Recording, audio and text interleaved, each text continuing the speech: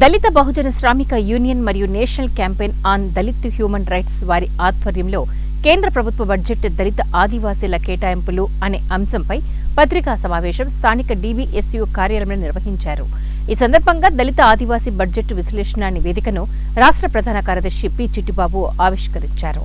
ఈ సందర్భంగా ఆయన మాట్లాడుతూ దళిత ఆదివాసీలపై కేంద్ర బడ్జెట్లో వివక్షత చూపడం తగదని అన్నారు.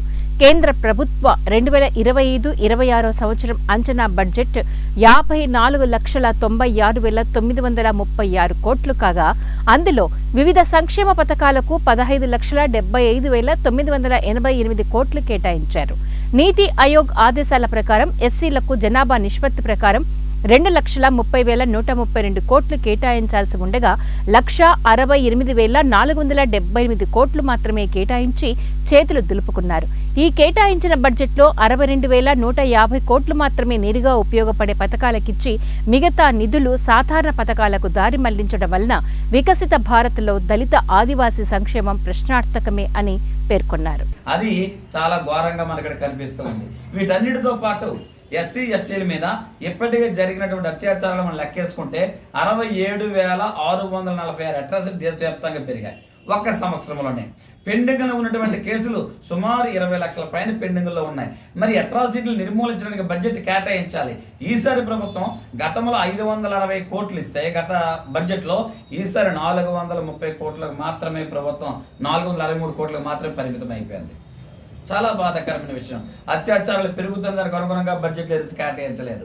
పోస్ట్ మెట్రిక్ స్కాలర్షిప్లు మనం గమనిస్తే గత సంవత్సరం 6,359 కోట్లు ఉంటే ఈ సంవత్సరము 5,900 కోట్లు తగ్గించారు. అంటే చదువుకునేటువంటి యువకులు ఉన్నారు.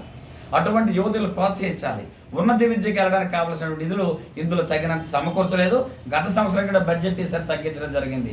అన్నిటికంటే బాధాకరం ఏంటంటే నేషనల్ సఫాయి కర్మచారి డెవలప్మెంట్ కార్పొరేషన్ ఉంది, ఫైనాన్స్ డెవలప్మెంట్ కార్పొరేషన్. ఆ ఫైనాన్స్ డెవలప్మెంట్ కార్పొరేషన్కి ఇచ్చిన నిధులు ఎంతని చూస్తే ఒక ప్రక్క ఈ మధ్య కాలంలో నేషనల్ సఫాయి కర్మచారి పర్యటించింది. అన్ని ప్రాంతాల్లో ఇంకా మాన్యువల్ స్కావెంజింగ్ ఉంది, ఇంకా చేతులతో మలమూత్రాలు ఎత్తున్నారు, వాళ్ళు నిర్మూలించాలని అన్నారు. మా ఫైనాన్స్ డెవలప్మెంట్ ఫైనాన్స్ కార్పొరేషన్ ఇచ్చిన నిధులు అంటే 0.01%. అంటే ప్రభుత్వానికి ఈ సఫాయి కర్మచారుల మీద ఇది నిర్మూలన మీద చిత్తశుద్ధి లేనట్లు మన బడ్జెట్లో కనిపిస్తూ ఉంది. కాబట్టి మనం డిమాండ్ చేస్తూ ఉన్నాం, అయ్యా ఈ వికసిత భారత్లో ఈ భారతదేశంలో ప్రతి ఒక్కరిని పరిగణలో తీసుకోవాలి.